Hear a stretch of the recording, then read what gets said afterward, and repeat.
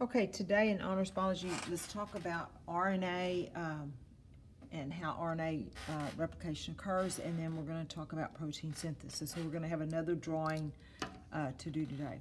So RNA is another nucleic acid, and it stands for ribonucleic acid. It is not a double strand like DNA is. It is a single strand chain, but it is made up of nucleotides. And remember, a nucleotide is a sugar. In this instance, the sugar is going to be ribose, and then a phosphate group, and then a nitrogen-containing base. So the sugar, once again, is ribose, and the difference between ribose and deoxyribose is ribose has one more oxygen than deoxyribose. D means to remove an oxygen.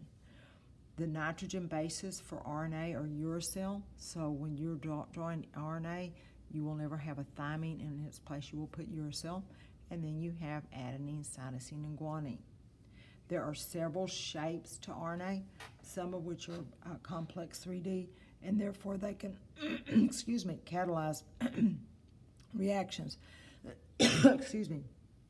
For instance, one of the RNA molecules is called ribozyme, which is an enzyme made up of RNA. Now, we're going to talk about several forms of RNA. These are not the only forms, but these are the ones we're going to be talking about that we're going to be dealing with. The first one is messenger RNA, which we shorten it to mRNA. It is copied from a gene on DNA, and it carries a message for building a protein to the cytoplasm. So DNA stays in the nucleus, but it sends mRNA out with the message to make a protein. And 3 bases on mRNA are called codons. Then you have ribosomal RNA, or rRNA, and it is what makes up the ribosomes. This is mRNA attaches to your ribosome, and then it reads the code of mRNA. And then you have transfer RNA, or tRNA, kind of think of it as a little taxi driver. It is a clover-shaped molecule which can fold more to become L-shaped, and it allows for a specific amino acid to attach to one end with the help of an enzyme called aminoacyl tRNA synthase. And on the other end, it contains 3 bases called the anticodons. So codons are found on mRNA, and anticodons are found on tRNA. And this is just a picture I put in to show you how it starts out as a clover-shaped and then folds to an L. Now, there are also other forms of RNA, such as snRNA, SNRPs, but we're not going to get into we're probably not going to talk much about them at all. Okay, there's something called the central dogma of molecular biology, which states that information flows in one direction. So it goes from DNA to RNA to proteins. Now, this holds true for all organisms, but does not hold true for retroviruses. Retroviruses are made up of RNA, and they can go backwards and use that RNA to make DNA.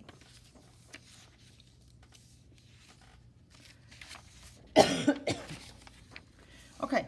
Protein synthesis in eukaryotes. So let's talk about how protein synthesis occurs in a eukaryote, and then at the end we'll talk a tiny bit about how it's different in prokaryotes. Gene expression is simply the use of the genetic information on DNA to make a protein. There are 2 stages to protein synthesis. You have transcription and you have translation. They both start with the prefix trans, and then you have C, and then you have L, and C comes alphabetically before L, so it helps you remember transcription occurs before translation.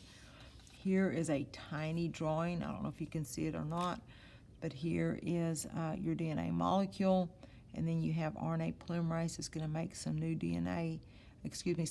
RNA, and it starts out, it's called pre-mRNA, so it's got to be kind of processed. So the transcription is just the making of mRNA, and then the mRNA is processed, and by the time it leaves the nucleus, then it will head out to the cytoplasm, find a ribosome where it is translated.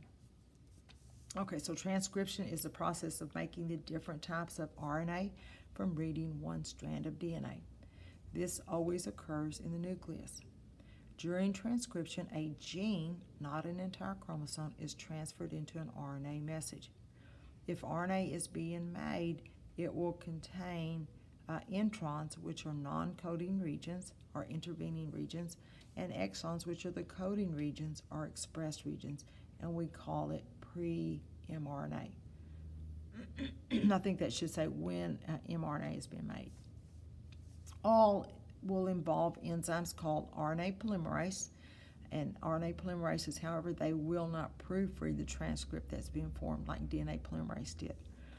Now, you will have something called a promoter. The promoter is found on DNA, and it's the site where RNA polymerase attaches to the DNA molecule to start transcription, and often includes something called the TATA box. In eukaryotes, the TATA box is a sequence of about 7 nucleotides, and it's made up of just thymine and adenine, so it's TAT-AAAA. And it is upstream from the transcription point where transcription starts. And then there's another sequence called the terminator, which signals the end of transcription. RNA processing will occur before mRNA leaves the nucleus, and it may or may not involve some enzymes called SNRPs, or SNRNPs, which are small RNA molecules and proteins, and they will be involved in removing the introns, leaving the exons, which are spliced together by an enzyme called spliceosome. You can also, your cells can also involve an enzyme made up of RNA called a ribozyme at this point. Then a cap is added to the 5' end, and a poly A tail, which is several just adenines, is added to the 3' end of the RNA, and then it can leave the nucleus.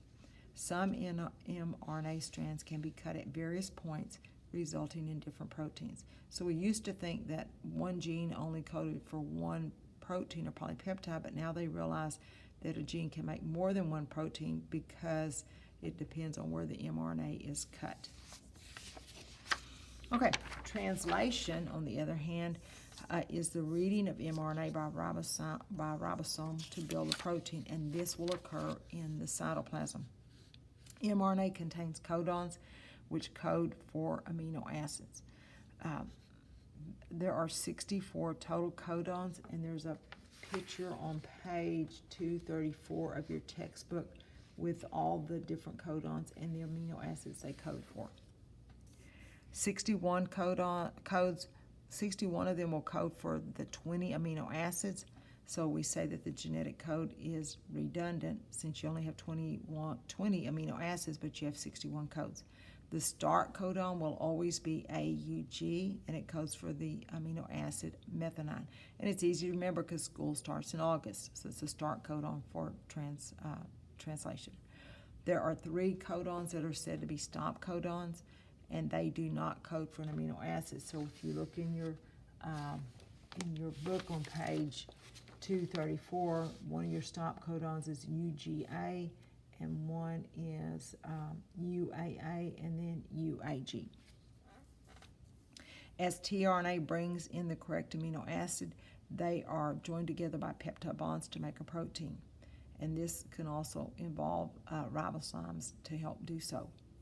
There's something called the wobble hypothesis, which means the first and second positions are the same, and then certain different bases in the third position will code for the same amino acid. And so this allows for flexible base pairing between the third nucleotide base of a codon and the corresponding base on the tRNA anticodon. The effect of the wobble hypothesis best explains what they call the redundancy of the genetic code. Now, of the 20 amino acids, you have to take in 9 through your diet, and so we call them essential amino acids. The other 11 your body can make if it has the proper components, and so they're called non-essential. Now, we're going to draw this in just a second, but I want to go ahead and do protein synthesis in prokaryotes first. So prokaryotes, if you'll recall, do not have a nucleus, so therefore transcription and translation occur at the same time in the cytoplasm. Once the mRNA is made, it does not undergo RNA processing because, number one, prokaryotes have few, if any, introns to be removed, and they don't have a cap or a poly A tail added to them. Okay, so now we're going to attempt to draw this, and once again, I'll have a student send you a drawing through an email or through a text, and you can go back and correct yours. So I'm going to have to stop and look at my drawing so I don't put in a wrong base and stop us too early.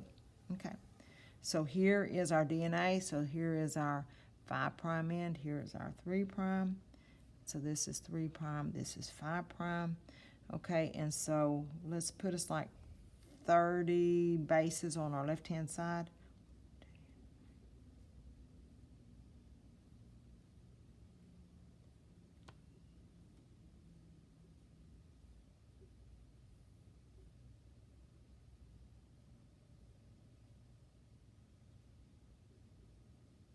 I'm going to just put 28. Okay. Okay, I'm going to start out with a few 8. I'm going to make a small title box here. Okay, so now I'm going to read these to you in 3s. Get this to where I can see it. Okay, so we're going to put in T, A, C, and then C, G, C, and then G, A, T, and then C, T, A, C, C, G, T, A, T, A, T, T, and let's just put another T in for good measure. Okay, so this is our one strand of DNA. You can go in and put the other strand of DNA if you want to. I'm not concerned with it because we're not going to be reading it. We're going to be reading this strand of DNA to make our RNA. So once again, you make RNA just like you do DNA in the 5' to 3' direction. So this is going to be our new RNA, mRNA. Here's our 5' end. Okay, so very time consuming.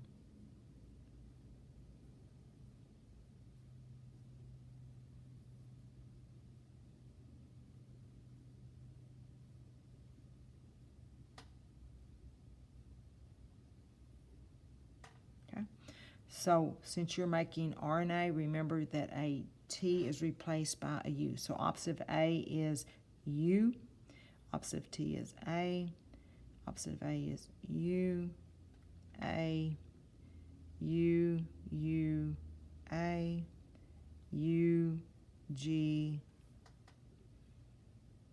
G, C, G, C, U, A, G, A, U, G. I'm seeing double. G, C, U, oh, excuse me, A, my bad. U, A, U, A, A, A. All right, so hopefully I didn't mess up. Okay, so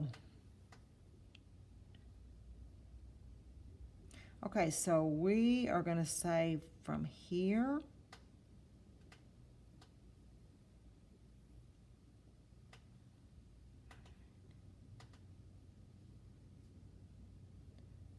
to here. This is going to be our gene that we're going to read. Okay, so remember your whole DNA sequence is not read to make a protein, just a gene. All right. Okay, so this is the nucleus. I should turn my paper the other way. It's too late now. And so if this is the nucleus, so we just built mRNA, so this was transcription.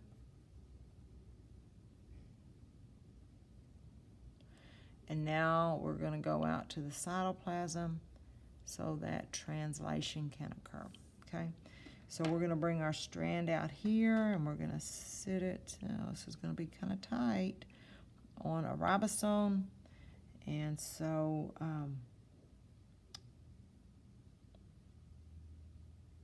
okay, so let's go back and look at this for a minute. So remember that you always start with the start codon AUG. So this portion here is not going to be read. So we're going to start at the AUG. So I'm going to start here with my bases. Okay, so I have AUG, and then I have GCG, and then I have CUA, Then I have GAU. Oh, and then I have GGC.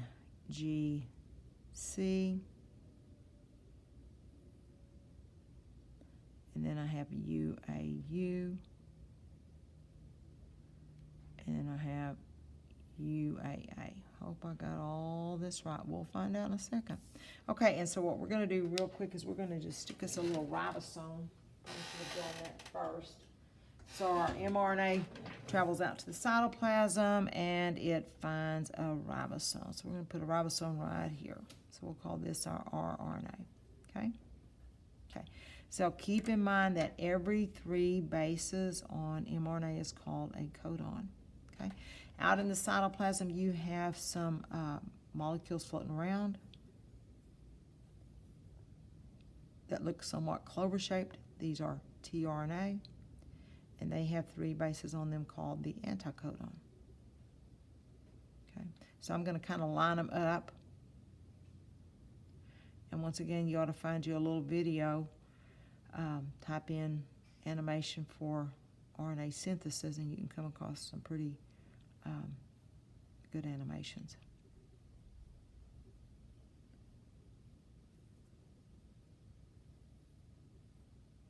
Okay, so if this is AUG, since this is RNA also, so tRNA, once again, you cannot have T, so opposite of A is a U, A,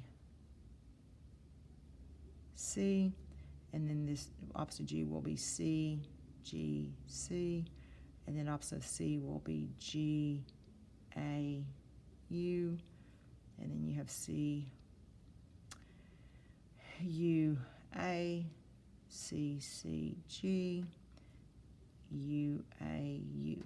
Okay, so these tRNAs are going to pick up an amino acid. Now that amino acid is coded off of the codon, okay? So let's see if I can get over here to my book. So if you're looking at your chart, get this over here without knocking anything over. Okay, and you're looking for AUG, and so you see that AUG codes for methionine. So this tRNA is going to bring in a methionine. So remember, you always find your AUG to start. Okay, then we have GCG. So GCG would be alanine, would be your next amino acid brought in, so I'm going to abbreviate. And then CUA will be leucine, so this amino acid, this tRNA will bring in leucine. And then GAU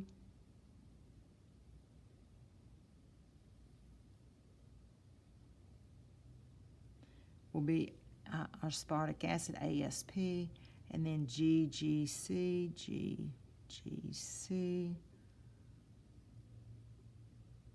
will be glycine. And then AUA will be isoleucine.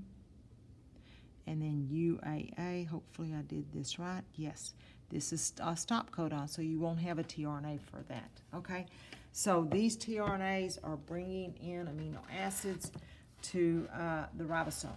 And these amino acids are going to be joined, and so I'm just going to join them up here. So this process is called translation. It occurs in the cytoplasm.